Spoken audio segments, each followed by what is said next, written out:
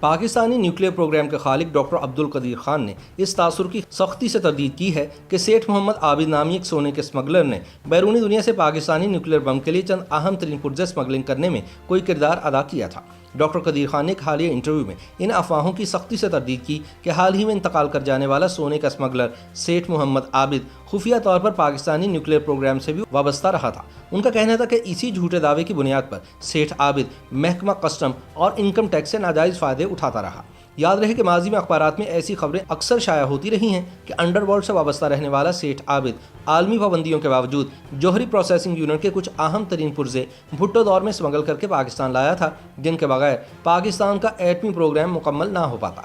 حال ہی میں یوٹیوب پر اس حوالے سے دوبارہ بحث شروع ہوئی تو ڈاکٹر عبدالقدیر خان نے نہ صرف اس موضوع پر ایک انٹرویو دیا بلکہ اپنے تازہ کالم میں بھی اس تاثر کی سختی سے تردید کی ہے کہ سیٹھ عابد نامی شخص کا پاکستان کے ایٹمی پروگرام یا ایٹم بم سے کوئی لینا دینا تھا۔ قدیر خان کا کہنا تھا کہ میں اس سے پہلے بھی عرض کر چکا ہوں کہ اسی قسم کی غلط بیانی سیٹھ عابد مرحوم نے خود بھی کی تھی کہ انہوں نے بم بنانے میں کلیدی رول ادا کیا تھا۔ ڈاکٹر عبدالقدیر خان نے کہا کہ اگر بم میں سونا استعمال ہوتا تو میں شاید کہہ دیتا کہ ہم نے جو سونا خریدا وہ شاید سیٹھ عابد نے اسمگل کیا ہوگا، مگر ایٹم بم میں 1 تولہ سونا بھی نہیں لگتا۔ قدیر خان کے مطابق اس جھوٹے دعوے کی بنیاد پر سیٹھ عابد نے محکمہ کسٹم اور انکم ٹیکس سے ناجائز فائدے اٹھائے۔ انہوں نے بتایا کہ حقیقت یہ ہے کہ میں اس شخص سے زندگی میں پہلی بار ریٹائرمنٹ کے 15 برس بعد لاہور میں ایک فلاحی اسپتال کی تعمیر کے ڈنر میں ملا تھا۔ میرے دستِ راز شوکت ورک نے ان کو بلایا تھا کہ کچھ چندہ دے دیں گے۔ انہوں نے وہاں 25 لاکھ روپے چندے کا وعدہ کیا اور پھر 25 روپے بھی نہیں دیا۔ اگر ہم لوگ جو کہ باہر کے پڑھے ہوئے تھے اور پی ایچ ڈی تھے اور میں جو وہاں 15 برس رہا تھا، تمام تعلقات میرے تھے تمام کمپنیوں سے، اور ہمیں کسی کی ضرورت نہیں تھی۔ شہر کی میں نے کبھی شکل نہیں دیکھی، میں نے صرف اس کا سنا تھا کہ اسمگلر ہے، اس نے سونا 29 ٹن سونا اسمگل کیا تھا اور بھٹو صاحب کے زمانے میں پکڑ گیا تھا، اور اس کو پھر بعد میں ضیاء الحق نے اس کو وہ سونا واپس دلا دیا امتیازی صاحب سے، اور یہ سب جھوٹ قطعی۔ میں نے اس کی شکل پہلی مرتبہ جب میں ریٹائر ہو چکا اس کے 10 سال بعد دیکھی، جبکہ سینکڑوں ایٹم بم بن چکے تھے۔ 2012 کے اندر ایک فنڈ ریزنگ فنکشن تھا پی سی میں، تو اس میں ویر بھائی نے، ہمارے ایگزیکٹو ڈائریکٹر نے ان کو دعوت دی کہ آپ بھی شرکت کریں، یہ آگے بیٹھے میرے ساتھ۔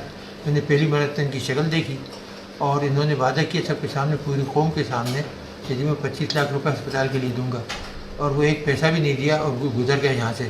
تو یہ جتنی جو باتیں سب جھوٹ ہیں، ایک پائی کا ایک سوئی بھی کبھی انہوں نے نہیں دی، ہم نے ان سے منگائی، ان سے بات ہوئی۔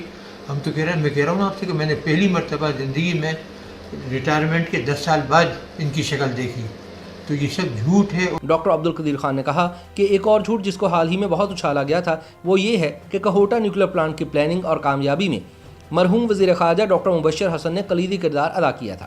ڈاکٹر عبدالقدیر خان کے مطابق جب میں پاکستان آیا اور بھٹو صاحب کے اصرار پر اس پروجیکٹ پر کام شروع کیا تو اس وقت وزیر خارجہ عبدالحفیظ پیرزادہ تھے۔ ڈاکٹر مبشر حسن ملک کی معیشت کو کمیا کر اور اسے تباہ کرنے کے بعد رخصت ہو چکے تھے۔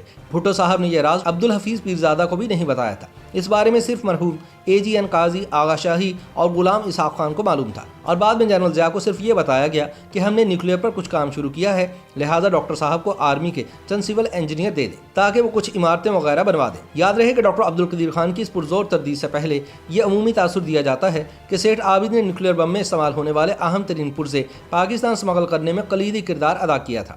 اس حوالے سے سوشل میڈیا پر وائرل ہونے والی ایک رپورٹ میں بتایا گیا ہے کہ 70 کی دہائی میں بھارت نے ایٹمی بم کی تیاری پر کام شروع کیا تو پاکستان کو اس کی خبر ہو گئی۔ بھارت میں جوہری ٹیکنالوجی کی تیاری کے بعد پاکستان کی بقا کو خطرات پیدا ہونا فطری عمل تھا، اس لیے پاکستان نے اپنی بقا و سلامتی کے لیے جوہری ٹیکنالوجی کی منصوبہ بندی شروع کی، اور ادھر عالمی طاقتوں کو سنگن ہو گئی کہ پاکستان بھی جوہری ٹیکنالوجی کے حصول کے لیے کوشاں ہے۔ اس رپورٹ کے مطابق فرانس میں دیگر عالمی طاقتوں نے پیشگی رکاوٹیں کھڑی کرنے کے لیے پاکستان پر تجارتی پابندیاں عائد کر دیں۔ ایسی صورتحال میں پاکستان کے بڑوں نے سر جوڑے اور فیصلہ کیا کہ یہ کام تو ہر صورت کرنا ہی ہے۔ رپورٹ کے مطابق اب اس کی تکمیل کے لیے جوہری پروسیسنگ یونٹ کا پاکستان آنا ایک بڑا سوالیہ نشان تھا جس کا حل تلاش کیا گیا۔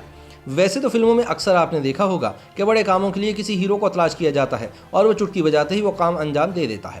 ایسا ہی ایک کردار پاکستان میں بھی موجود تھا، بس عقاب جیسی نظر چاہیے تھی۔ اس رپورٹ کے مطابق ایسے میں دفاعی حلقوں نے بھٹو صاحب کو مشورہ دیا کہ پابندیوں کے بعد ایک ہی شخص ملک میں جوہری پروسیسنگ یونٹ لا سکتا ہے، اور وہ شخص سیٹھ عابد ہے جسے دنیا انڈر ورلڈ کے ایک بڑے اسمگلر کے طور پر جانتی ہے۔ بس پھر کیا تھا، سیٹھ عابد کو تلاش کر کے سامنے لایا گیا، بات چیت ہوئی اور مشن امپاسبل کو پاسبل بنانے کا مشن سیٹھ عابد کو سونپ دیا گیا۔ سیٹھ عابد نے اس کی منصوبہ بندی کی، ٹیم بنائی اور پھر یہ جا اور وہ لا۔ رپورٹ کے مطابق سیٹھ عابد نے فرانس کے بحری راستے پروسیسنگ یونٹ اسمگل کیا اور پاکستان پہنچا کر سب کو خوشگوار حیرت میں مبتلا کر دیا۔ تو یہ تھے وہ سیٹھ عابد جنہوں نے دنیا کی ایجنسیوں کو ناک و چنے چبوا دیے، اور وہ اپنی بے بسی کو لیے سوچتے ہی رہے کہ ایک شخص نے انہیں خاک چٹا دی اور احساس بھی نہ ہونے دیا۔ تاہم اب ڈاکٹر عبدالقدیر خان کے انٹرویو کے بعد یہ بات کنفرم ہو گئی ہے کہ سیٹھ عابد کے حوالے سے سوشل میڈیا پر چلنے والی ایسی تمام داستانیں افسانوی تھیں اور ان میں کوئی حقیقت نہیں تھی۔ YouTube پر گوگلی نیوز دیکھنے کے لیے youtube.com کی سرچ بار میں googly news T V type کریں۔ گوگلی نیوز کے پیج پر سرخ رنگ کے سبسکرپشن والے بٹن پر کلک کرنا نہ بھولیے۔ YouTube پیج پر اپلوڈ ہونے والی ویڈیوز سے باخبر رہنے کے لیے بیل آئیکن پر کلک کیجیے۔ آپ کو ہر نئی ویڈیو کے بارے میں نوٹیفیکیشن موصول ہو جائے گا۔